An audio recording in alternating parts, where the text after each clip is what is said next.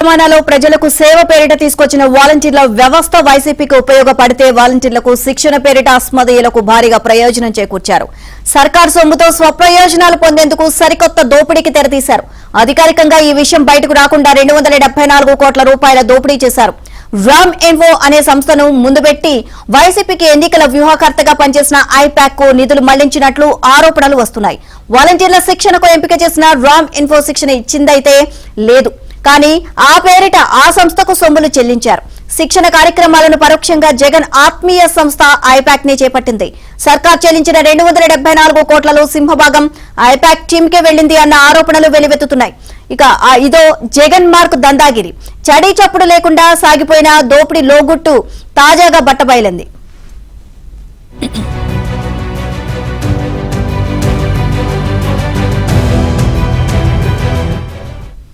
జగన్ ప్రభుత్వంలో గ్రామ వార్డు సచివాలయాల సిబ్బందికి శిక్షణ, పర్యవేక్షణ, సమన్వయం అనే బాధ్యతను రామ్ ఇన్ఫో అనే సంస్థకు కట్టబెట్టారు.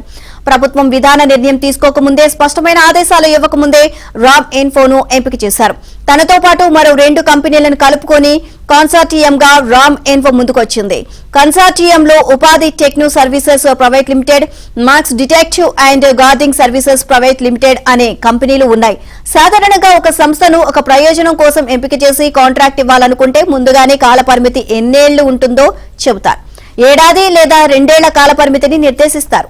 రామ్ ఇన్ఫో విషయంలో అలా చేయలేదు. సొంత పనే కదా అని అనుకున్నారేమో. ఏకంగా 4 ఏళ్ల పాటు ఈ సంస్థ సేవలు అందిస్తుంది అని 2021 మే 31న జారీ చేసిన జీవో 13లో పొందుపర్చారు.